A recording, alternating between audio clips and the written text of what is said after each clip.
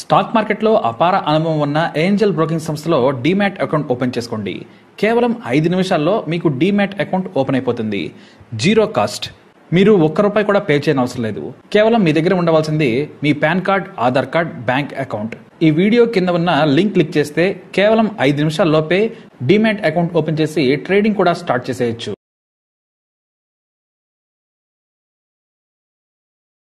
Director Puri Jagannadh కు Liger flop తర్వాత అసలేమైంది?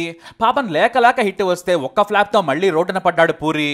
ఇక తెలంగాణ సాధనకు కీలకమైన నేతగా ఉన్న కేసీఆర్ ను పదే అవమానిస్తున్నాడు పూరి. నాడు తెలంగాణ ఉద్యమాన్ని కెమెరామెన్ గంగతో రాంబాబు సినిమాతో ఎగతాళి చేశాడు. ఉద్యమానికి నాయకత్వం వహిస్తున్న కేసీఆర్ ను తక్కువ చేసి ఉద్యమాన్ని హేళన చేశాడు పూరి జగన్నాథ్. ఆ సమయంలో ఆయన తెలంగాణ ఉద్యమకారుల కోపాన్ని చూశాడు. ఆయన ఆఫీస్ మీద తెలంగాణ ఉద్యమకారులు దాడులు కూడా చేశారు.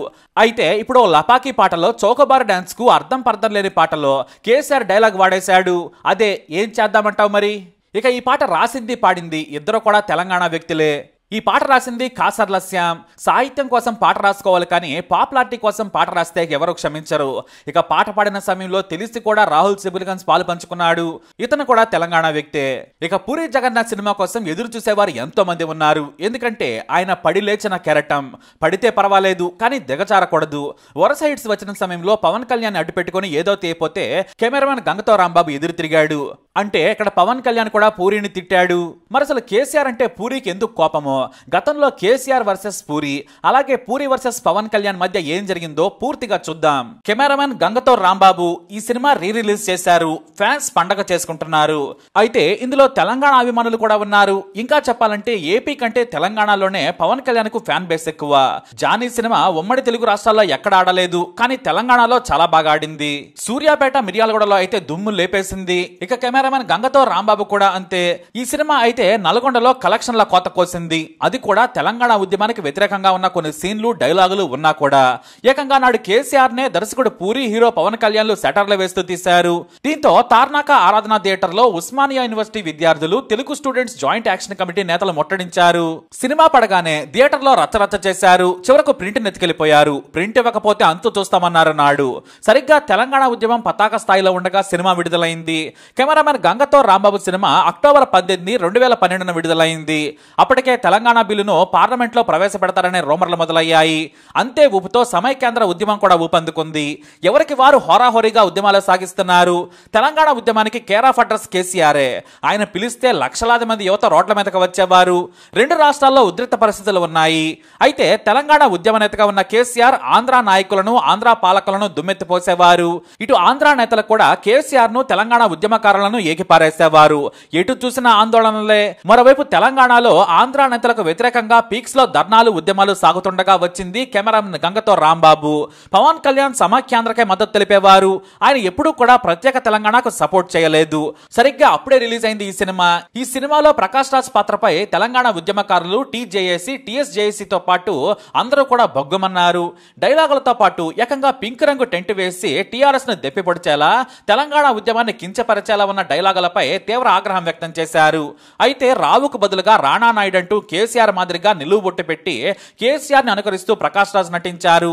అంతేకాదు పుట్టినరోజు వేడుకల కోసం ఏర్పాటు చేసిన సభలో నిలువు బొట్టు పెట్టిన ప్రకాష్ రాజ్ సరిగ్గా స్పీచ్ కు ముందు మద్యం తాగే సీన్ ఉంటుంది. బ్రహ్మానందం వచ్చి రండి అంటే ఆగు, తాగొద్దా అంటాడు ప్రకాష్ రాజ్. ఆ తర్వాత పెగ్గు వేయగానే కేసీఆర్ మాదిరిగా మూతిని తుడుచుకుంటాడు. అప్పుడు స్పీచ్ మొదలు పెడతాడు. మీకోసమే నేను చావడానికి పుట్టానని ప్రకాష్ రాజ్ డైలాగులు దంచేస్తాడు. మీకోసమే నేను చావడానికి సిద్ధం. ఇది నా పుట్టినరోజు సమయం. నా ప్రజలకు 2 పూటల అన్నం దొరికే వరకు నేను ఒక్కటే పూట తింటాను. అసలు ఈ పరిస్థితి కల్పించింది ఎవరు? మనల్ని దోచుకోవడానికి వచ్చిన పరాయి రాష్ట్రం వాడు, ఒక తమిళుడు, ఒక పంజాబీ వాడు, ఒక మలయాళీ వాడు. ఎవడైతేనే ఒక్కొక్కడు ఒక దోపిడీదారు. తెలుగు తల్లిని దోచుకుంటున్న ఆ ముష్కరలను తరిమి కొట్టండి రెచ్చిపోయి స్పీచ్ ఇచ్చేస్తాడు ప్రకాష్ రాజ్. అయితే కేసీఆర్ ను డైరెక్ట్ గా విమర్శించకుండా ఆయన స్పీచ్ ను మార్చేశారు. ఆంధ్ర వాళ్లకు వ్యతిరేకంగా ఉద్యమం సాగుతుండటంతో పంజాబీ కొట్లొద్దు, మార్వాడి దుకాణాలొద్దు, తెలుగు తల్లి బిడ్డలే ఇక్కడ ఉండాలి, ఇంకెవరు ఇక్కడ ఉండకూడదు. ఈ ఉద్యమం నా చావు కోరితే నేను రెడీ, మీరు రెడీనా అని ప్రకాష్ రాజ్ అంటాడు. ఆ తర్వాత వెంటనే ఉద్యమకారులు రెచ్చిపోతారు, హింసకు దిగుతారు. ఆ తర్వాత జర్నలిస్ట్ గా పవన్ కళ్యాణ్ తెలంగాణ ఉద్యమకారులకు వ్యతిరేకంగా డైలాగులు కొడతాడు. ఆస్తులు ధ్వంసం చేస్తున్నారు, పక్క రాష్ట్రం వారిని లూటీ చేస్తున్నారు, పసిపిల్లలతో రోడ్ల మీద తిరుగుతున్నారని, ఇది ఉద్యమం కాదు సార్, ఇది అరాచకం అంటూ ముఖ్యమంత్రి ముందు స్పీచ్ దంచేస్తాడు. అక్కడ నుండి ఆ రానాగాడిని అరెస్ట్ చేయండి సార్ అంటాడు. ఆ తర్వాత తెలంగాణ ఉద్యమం అనకుండా తెలుగు ఉద్యమం తారాస్థాయికి చేరిందంటూ వెటకారంగా పెట్టిన డైలాగులు నాడు తెలంగాణ వాదులకు కోపం వచ్చేలా చేశాయి. మరియు అప్పటికే ఉద్యమం ఆ రేంజ్ లో ఉంటే కేసీఆర్ ఊరుకుంటాడా? కేటీఆర్, హరీష్ రావు ఊరుకుంటారా? ఊరుకోలేదు. తెలంగాణలో ఉంటూ తెలంగాణ ఉద్యమం మీద చిల్లర సినిమా తీస్తారా అంటూ బెదిరించినట్లు వార్తలు వచ్చాయి. అంతేకాదు కేటీఆర్ అనుచరులు కూడా పూరి ఆఫీస్ మీదకి వెళ్లిపోయారు. మాజీ ఎమ్మెల్యే బాల్కా సుమన్ అయితే పూరికి దమ్కి ఇచ్చినట్లు కూడా వార్తలు వచ్చాయి. కేసీఆర్ మట్టగా సుమన్ పూరిని బెదిరించారు. సీన్లు కట్ చేస్తారా, సినిమా రీళ్లు తగలబెట్టమంటారా అంటూ బెదిరింపులు వెళ్లాయి. పవన్ కళ్యాణ్ కూడా ఉస్మానియా యూనివర్సిటీ విద్యార్థులు హెచ్చరించారు. మీ సినిమాలు మీరు తీసుకోండి, మా జోలికి, మా ఉద్యమం జోలికి వస్తే ఊరుకోమన్నారు. అయితే సీన్లు కట్ చేయాలని బెదిరింపులు రావడంతో దర్శకుడు పూరి, హీరో పవన్ కళ్యాణ్ మధ్య విభేదాలు వచ్చాయి. కెమెరామెన్ గంగతో రాంబాబు సినిమాకు ఓపెనింగ్ కలెక్షన్స్ బాగా వచ్చాయి. కానీ టీఆర్ఎస్ నేతలు, తెలంగాణ ఉద్యమకారులు వివాదం చేశారు. ఆ తర్వాత చిన్నగా సినిమాకు ఫ్లాట్ టాక్ వచ్చేసింది. మరోవైపు సీన్లు కట్ చేస్తామని దిల్ రాజు కూడా ప్రకటించారు. చాలా చోట్ల సినిమా మొదటి రోజు సరిగ్గా షోలే పడలేదు. మొత్తానికి ఆ సినిమాను ఆడనివ్వకుండా చేశారు. కానీ అప్పటికే తెలంగాణలో 2-3 సీన్లు కూడా కట్ చేశారు. కాకపోతే సినిమాకి కావాలని ఫ్లాప్ టాక్ ని తెప్పించారు. ఆ టాక్ రావడంతో తెలంగాణ ఉద్యమకారులు కూడా వదిలేశారు. చచ్చన పాపను లేవడం ఎందుకని వదిలేయడంతో అలా కెమెరామెన్ గంగతో రాంబాబు ఆగిపోయింది. కానీ ఆంధ్ర ప్రాంతం నుంచి వచ్చిన వారికి ప్రత్యేక తెలంగాణ ఉద్యమం అంటే చిన్నచూపు ఉందని చర్చ మొదలైంది. సినిమా వారంతా ఆంధ్ర, అందుకే చులకన భావంతో ఇలా తెలంగాణ ఉద్యమానికి వ్యతిరేకంగా సినిమా తీశారని ఆగ్రహం వ్యక్తం చేశారు. ఇటు పవన్ కళ్యాణ్ మీద తెలంగాణ ఉద్యమకారులు ఆగ్రహం వ్యక్తం చేశారు. మీ సినిమాలు మీరు తీసుకోండి, కానీ మా జోలికి వస్తే హైదరాబాద్ లో ఉండనివ్వమని హెచ్చరించారు. ఇక మరోవైపు దర్శకుడు ఎన్ శంకర్ ఈ సినిమాకు వ్యతిరేకంగా మరో సినిమాను ప్రకటించారు.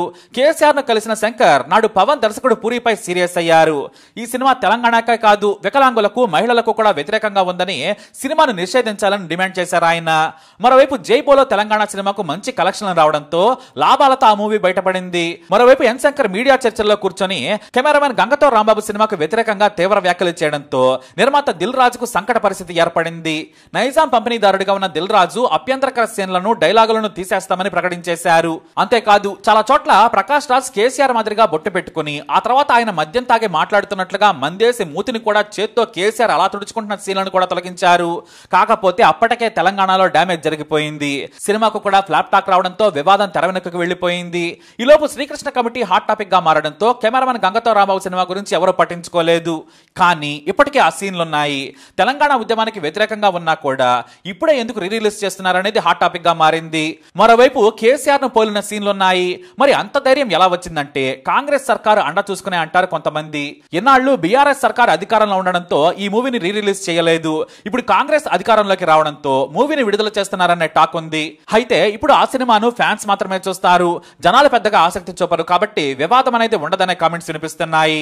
ఇది కెమెరామెన్ గంగతో రాంబాబు సినిమా వరకు సంబంధించిన వివాదం. అయితే తెర వెనక పూరికి, పవన్ కళ్యాణ్ కు గొడవ జరిగిందనేది ఆ రోజుల్లో మరో సంచలనం. ఎందుకంటే పవన్ కళ్యాణ్ ఈ సినిమాపై 2 రకాలుగా ప్రశ్నించినట్లు సమాచారం. తనకు ఒక కథ చెప్పి మరోలా తీశారని పవన్ ఆగ్రహం వ్యక్తం చేశారట. ఆ సమయానికి పూరి జగన్నాథ్ మంచి పీక్ లో ఉన్నాడు. ఇటు పవన్ కూడా గబ్బర్ సింగ్ తో సెన్సేషనల్ హిట్ కొట్టాడు పవన్. అది కూడా వరుస ఫ్లాపుల తర్వాత. అందుకే కెమెరామెన్ గంగతో రాంబాబు సినిమా కూడా అదే రేంజ్ లో హిట్ అవుతుంది అనుకున్నారు. కానీ ఫ్లాప్ గా నిలిచింది. మరోవైపు ఏమో తెలంగాణ వాదులతో గొడవలు. అయితే పవన్ కళ్యాణ్ మాత్రం పూరిని తన ఇంటికి పిలిచి మరీ తిట్టాడట. తనకు చెప్పిన కథ ఏంటి, తీసిన స్టోరీ ఏంటి, నేను లేని సన్నివేశాల చిత్రీకరణ చూస్తే ఆ సీన్లు తనకు చెప్పలేదన్నారట. పూరి మాత్రం తాను చెప్పిన కథే తీశానని చెప్పారు. ఒక్క సీన్ కూడా కొత్తగా తీయలేదని చెప్పినా కూడా పవన్ సీరియస్ అయ్యారట. ఇద్దరి మధ్య వాగ్వాదం జరిగింది. తెలంగాణ ఉద్యమం తాలూకు సీన్ల తొలగింపుపై కూడా పవన్ నిలదీశారట.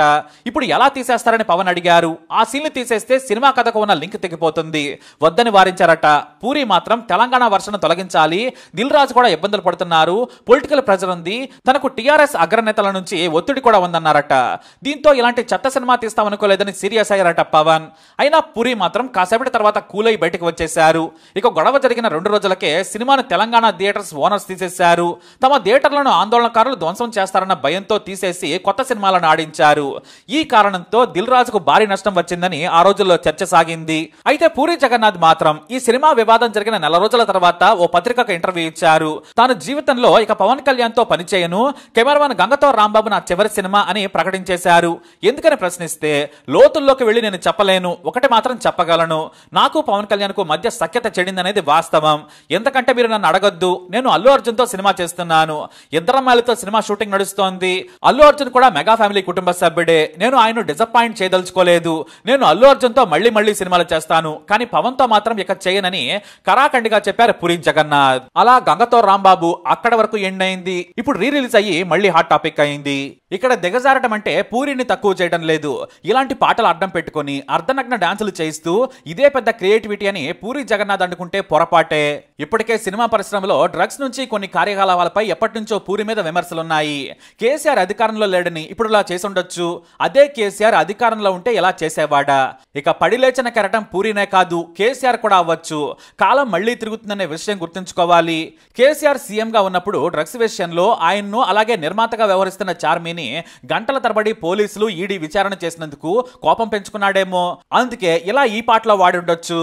ఇక్కడ మరో విశేషం ఏమిటంటే కేసీఆర్ ను ఒక బేకార్ పాటలో వాడుకున్నా కూడా ఎవరో పెద్దగా స్పందించలేదు.